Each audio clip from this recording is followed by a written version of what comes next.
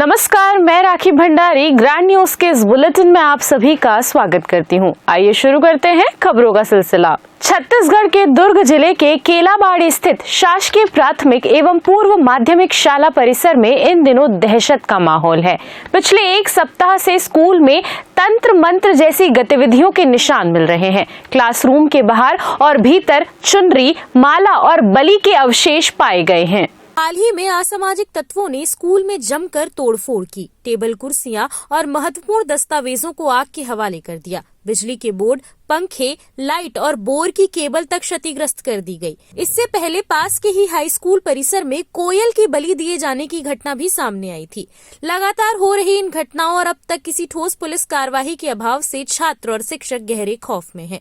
ग्रामीणों और school staff ने प्रशासन से स्कूल परिसर की सुरक्षा बढ़ाने, सीसीटीवी कैमरा लगाने और दोषियों पर सख्त कार्रवाई की मांग की है। अब देखना ये होगा कि पुलिस और शिक्षा विभाग कब तक इन असामाजिक गतिविधियों पर अंकुश लगाकर बच्चों को सुरक्षित माहौल दे पाते हैं। 15 तारीख की बात है, रविवार को किसी अज्ञात ने हमें खबर दी कि आपके स्कूल में गेट का ताला टूटा हुआ है, चाइना गेट का, और पुस्तकें जल रही है करके। तो मैंने अपने स्टाफ को खबर की और शंकु समन्वयक को, और हम सब मिल कर के आए यहाँ पे और देखे कि हमारा जो 6वीं और 7वीं क्लास है वहाँ पे पंखा जो है चोरी कर लिया गया है और ट्यूबलाइट चोरी हो गई है हमारी। सर, चोरी का मामला तो उसी दिन का है, बाकी तोड़फोड़ होते रहती है। ये तंत्र मंत्र का मामला था, वो 24 तारीख की बात है सर। क्या हुआ? 24 जनवरी को। क्या देखे आपने? बस वही सब सामान रखा हुआ था जो आपका होता है ना, क्या क्या चुनरी वगैरह और गोबर का क्रॉस चिन्ह और एक पुतला वगैरह और कुछ बंधक वगैरह, बस ऐसे ही था। कहीं आप ही के कमरे के बाहर क्यों रखे, क्या लगता है जी? आप ही के कमरे के बाहर क्यों रखे?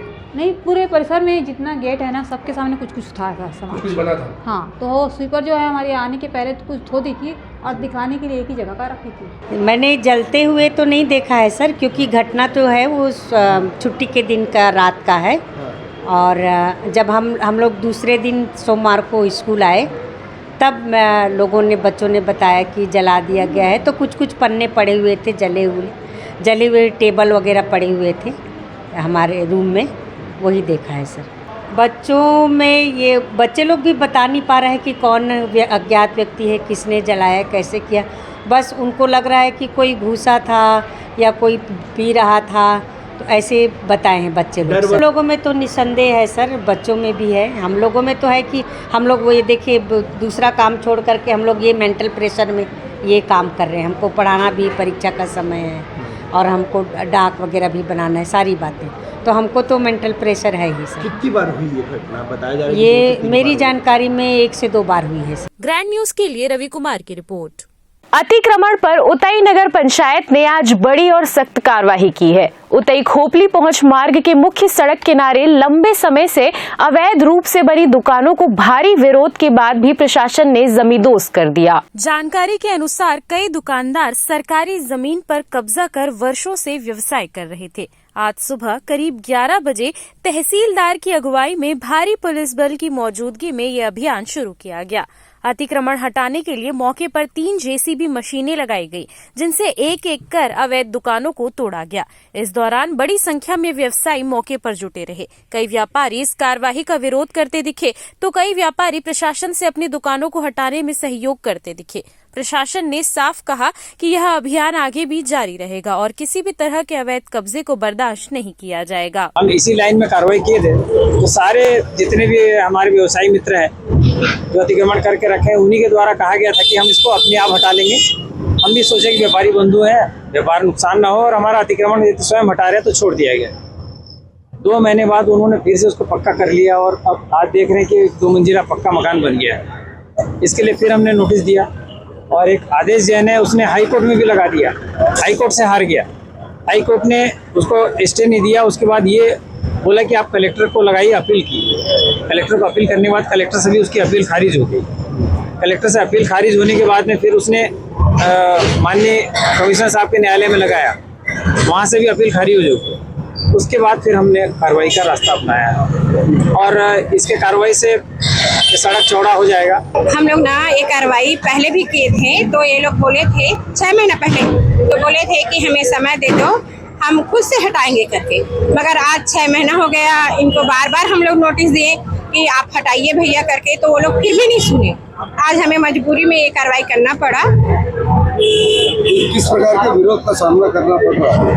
विरोध तो बहुत हुआ, मगर खुशी भी बहुत है कि हम कुछ अच्छा काम किए हैं, क्योंकि इसके पीछे ना हम लोगों का बहुत ये हो रहा था, विरोध हो रहा था कि बस बातें बड़े बड़े करते हैं मगर कार्रवाई नहीं कर पाते। बोलते थे कि नहीं तोड़ेंगे, बस ऐसे दिखावा के लिए गए थे।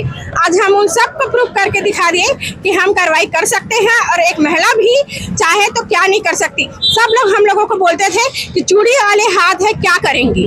आज हम दिखा दिए कि एक चूड़ी वाले हाथ भी बहुत कुछ कर सकती है। ग्रैंड न्यूज के लिए रवि कुमार की रिपोर्ट। छत्तीसगढ़ प्रदेश कुंभी समाज महासंगठन छत्तीसगढ़ के बैनर तले राधा कृष्ण मंदिर परिसर चरोदा में हिंदवी स्वराज के संस्थापक एवं राष्ट्र गौरव छत्रपति शिवाजी महाराज की 396वीं जयंती हर्षोल्लास एवं श्रद्धा के साथ मनाई गई। कार्यक्रम की शुरुआत शिवाजी महाराज के चित्र पर माल्यार्पण एवं पुष्पांजलि अर्पित कर की गई। इस अवसर पर मुख्य अतिथि के रूप में वरिष्ठ भाजपा पदाधिकारी एवं पूर्व भाजपा उपाध्यक्ष सच्चिदानंद उपासने उपस्थित रहे। कार्यक्रम में प्रदेश महासचिव प्रदेश कुंभी महासंगठन छत्तीसगढ़ अमित दोगे, प्रदेश अध्यक्ष छत्तीसगढ़ प्रदेश कुंभी समाज रंजीत भाव मुनेश्वर तथा महिला अध्यक्ष प्रदेश कुंभी समाज श्रीमती सारिका ताई गोंडेकर सहित समाज के अनेक पदाधिकारी एवं सदस्य उपस्थित रहे। कार्यक्रम के दौरान वक्ताओं ने शिवाजी महाराज के जीवन, संघर्ष, राष्ट्रभक्ति और स्वाभिमान पर प्रकाश डालते हुए युवाओं को उनके आदर्शों पर चलने का संदेश दिया। और जिन्होंने इस देश में हिंदू पातशाही की स्थापना की, मराठा साम्राज्य स्थापित किया, ऐसे वीर शिवाजी को स्मरण कर रहा है उनके जयंती के अवसर पर।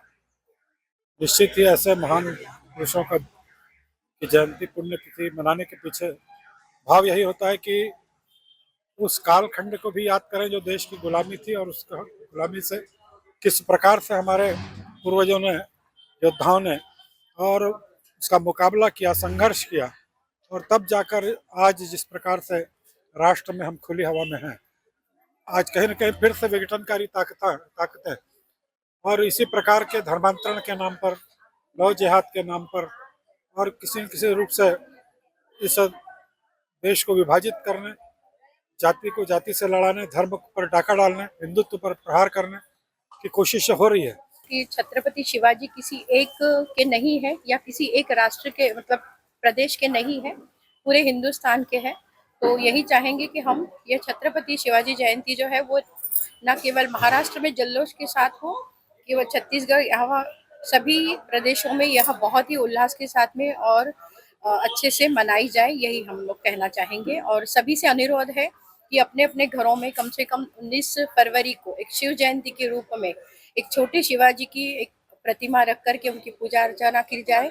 आयोजकों ने कहा कि शिवाजी महाराज का जीवन साहस, रणनीति और जन कल्याण की भावना का अनुपम उदाहरण है। जयंती समारोह के अंतर्गत मुख्य अतिथि के द्वारा झंडी दिखाकर नगर में भव्य बाइक रैली निकाली गई। जय भवानी और जय शिवाजी के नारों से पूरा नगर गूंज उठा। रैली के माध्यम से शिवाजी महाराज के संदेश को जन जन तक पहुंचाने का प्रयास किया गया। छत्तीसगढ़ प्रदेश कुंभी समाज महासंगठन की बैनर के तले आज हम लोग यहाँ पे चौरदा हनुमान मंदिर के प्रांगण में मनाए हैं, और इसमें एक हम बाइक रैली यहाँ से निकाले जो सिरसा गेट होते हुए भिलाई 3 के कट मार्ग से वापस आई। बहुत ही इसमें हमारे सजाती बंधु उपस्थित हुए, और इसमें जो स्थानीय हिंदू बंधु थे वो भी एकत्रित हुए थे। हमारा मुख्य उद्देश्य इसमें एकता और अखंडता को बनाए रखने के लिए जो निरंतर हमारी सरकार प्रयास करते रहती है इस विषय पर, किंतु किसी कारणवश या किसी विशेष परिस्थिति के कारण ये एकत्रित नहीं हो पाते, उसे हम एक छोटे से एक समाज के माध्यम से, कुंभी समाज के माध्यम से इसे एकत्रित करने का कोशिश की है। प्रदेश कुंभी समाज महासंगठन जिला शाखा दुर्ग की तरफ से शिवाजी जयंती मनाते आ रहे हैं, और इसी शिवाजी जयंती के अवसर पर हम बाइक रैली द्वारा हम हनुमान मंदिर चौक से सिरसा गेट चौक और उसके आगे जनता स्कूल कट से भिलाई 3 से वापस फिर यहाँ पर आते हैं। और यहाँ पर हमारे यहाँ राजनांदगांव, भाटापारा, रायपुर के सभी पदाधिकारी आते हैं। और इस बार हमारे इस कार्यक्रम में श्री सच्चिदानंद उपासने पूर्व भाजपा के उपाध्यक्ष जी भी आए थे। जो 65 किलोची तलवार वागवतो तो येसाजी, जो 2000 सैन्यांशी एकटा झुंजतो तो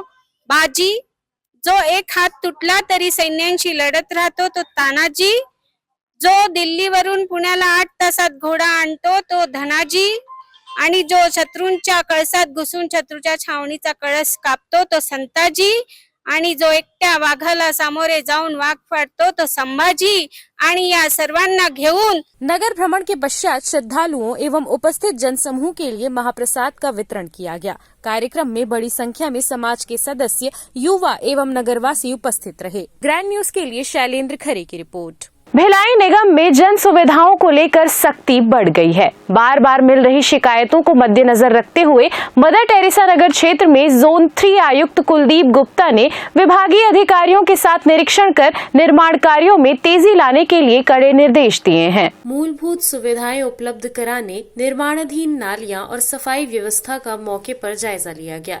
यह निर्माण कार्य लाखों रुपए की लागत से किया जा रहा है। पावर हाउस रेलवे स्टेशन के आसपास अंदर और बाहर बेहतर साफ सफाई रखने के निर्देश सफाई ठेकेदार और सुपरवाइजर को दिए गए हैं। सर्कुलर मार्केट में सफाई कर्मचारियों की रोजाना हाजिरी की जिम्मेदारी स्वास्थ्य विभाग को दी गई है, जिसका कड़ाई से पालन करने के लिए कहा गया है। प्रशासनिक अधिकारियों का कहना है कि आम नागरिकों को मूलभूत सुविधाओं का लाभ समय पर मिले, यही निगम की पहली प्राथमिकता है। ग्रैंड न्यूज के लिए रवि कुमार की रिपोर्ट। अब वक्त हो चुका है एक छोटे से ब्रेक का, मिलते हैं ब्रेक के बाद।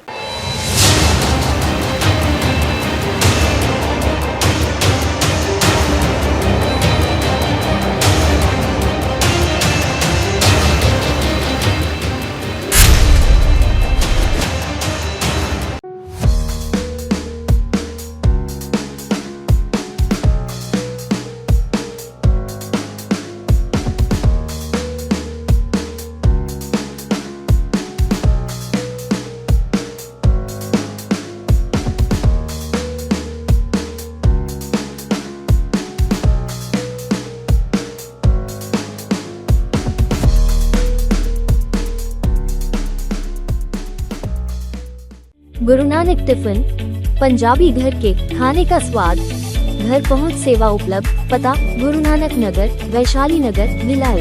दिए गए नंबर पर कॉल करें। अब पाएं चश्मे से आजादी, बिना ऑपरेशन टचलेस, लेजिक द्वारा 15 मिनट में अपना चश्मा हटवाएं। ड्रॉप द्वारा शून्य, सुई नहीं, चीरा नहीं, टांका नहीं, पट्टी नहीं, सर्वाधिक सुरक्षित उपचार, तेज रिकवरी, 100% प्रभावी, साफ एवं बेहतर दृष्टि। मिलने का समय सुबह 9 बजे से 10 बजे तक एवं दोपहर 3:30 से 5:30 बजे तक। अब सारी जटिल से जटिल समस्याओं के समाधान के लिए मिले पंडित रविकांत शर्मा, पंडित एस के शास्त्री, श्री खाटू श्याम ज्योतिष। चमत्कार को नमस्कार। हर एक समस्या का समाधान तुरंत किया जाता है। टेवा जन्मपत्री, हस्तरेखा, फोटो देखकर जीवन का पूरा हाल बताया जाता है। हमारे लिखे पर विश्वास ना करो तो एक बार मिलकर देखो। कारोबार में हानि, पढ़ाई में मन न लगना, विदेश यात्रा, मुकदमे में हार, शादी संयोग में रुकावट या हो फिर मानसिक परेशानी, संतान का ना होना या नष्ट हो जाना, ग्रह क्लेश, ग्रह शांति, असामाजिक रोग आदि जटिल से जटिल समस्याओं का समाधान तुरंत किया जाता है। मिलने का पता बोलसाय पारा चौक, दुर्ग। Mobile number 74706 74060।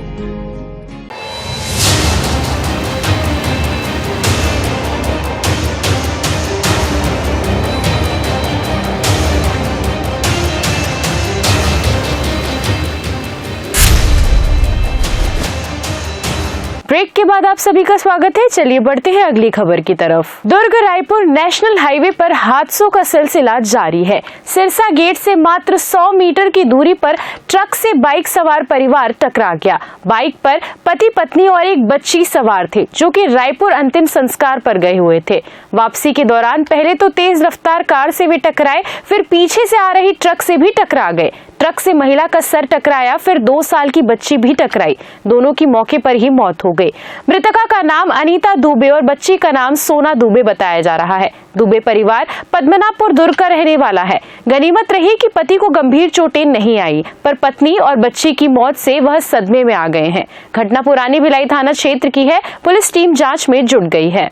दुर्ग जिले में सड़क सुरक्षा को लेकर पुलिस की मुहिम अब असर दिखाने लगी है। वरिष्ठ पुलिस अधीक्षक विजय अग्रवाल की लोगों को हेलमेट पहनने के लिए शुरू की गई पहल अब रंग लाती नजर आ रही है। अब बड़ी संख्या में लोग हेलमेट पहनकर वाहन चलाते दिखाई दे रहे हैं।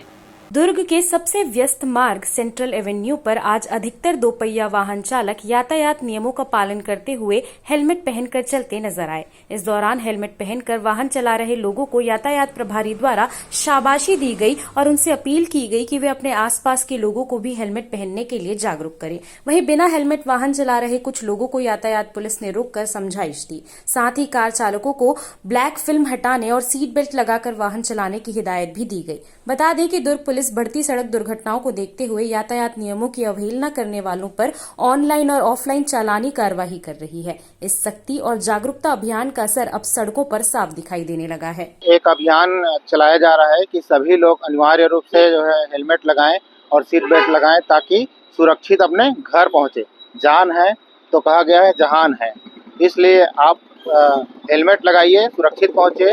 अभी हमारे पुलिस अधीक्षक महोदय के आदेशानुसार एक बहुत अच्छा सकारात्मक पहल किया गया है और हमारे शहर में 5 चौक को आदर्श चौक घोषित किया गया है, जहां पर हेलमेट लगाना आपको बहुत ही ज़्यादा अनिवार्य है।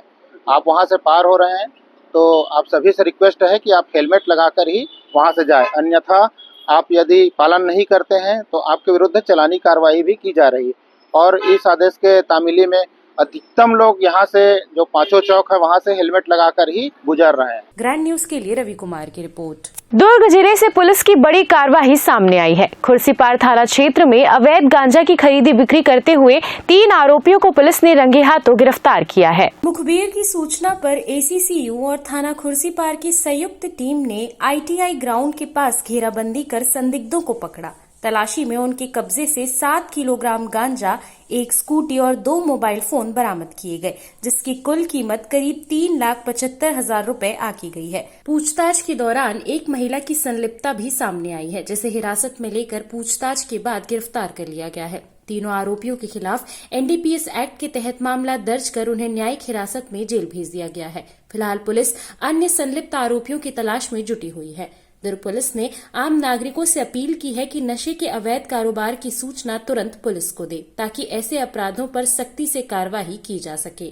ग्रैंड न्यूज के लिए रवि कुमार की रिपोर्ट। राधा कृष्ण मंदिर नेहरू नगर में 21 फरवरी से 28 फरवरी तक नवधा रामायण पाठ का भव्य आयोजन किया जाएगा। आयोजन को लेकर श्रद्धालुओं में खासा उत्साह देखा जा रहा है। वहीं कार्यक्रम की शुरुआत 21 फरवरी को भगवान श्री राम की झांकी, भजन कीर्तन और ध्वजों के साथ भव्य शोभा यात्रा से होगी। प्रतिदिन दोपहर 3 से शाम 7 बजे तक रामायण पाठ संपन्न होगा। 1 मार्च को सुबह 9 बजे से दोपहर 1 बजे तक विशेष पाठ का आयोजन पंडित गिरधर गोपाल जी आसोपा एवं पंडित सुशील जी आसोपा द्वारा किया जाएगा। समापन अवसर पर 1 मार्च को दोपहर 1 बजे से शाम 4 बजे तक विशाल महाभंडारा आयोजित किया जाएगा। मंदिर ट्रस्ट ने अधिक से अधिक श्रद्धालुओं से सहभागिता कर आयोजन को सफल बनाने की अपील की है। इसकी तैयारी तो पिछले 20 दिनों से चल रही है। 21 फरवरी से लेकर 1 मार्च तक ये 9 दिन ये रामायण पाठ यहाँ होगा। जोधपुर वाले पूरी टीम आ रही है यहाँ पर, और पिछले 5 सालों से जो महेश कॉलोनी दुर्ग में ये टीम लगातार ये कार्यक्रम कर रही है। भिलाई वालों की बड़ी इच्छा थी हमारी टीम की कि भिलाई में भी ऐसा आयोजन होना चाहिए। तो 21 तारीख को सवेरे 10 बजे शोभा यात्रा निकलेगी। हमारी जो बहनें हैं वो अपने सर पे रामायण लेके यहाँ से अग्रसेन चौक जाएगी और उसी दिन से 3 बजे से ये पाठ चालू होगा। इस वक्त के इस बुलेटिन में फिलहाल इतना ही। मुझे दीजिए इजाजत और आप देखते रहिए ग्रैंड न्यूज।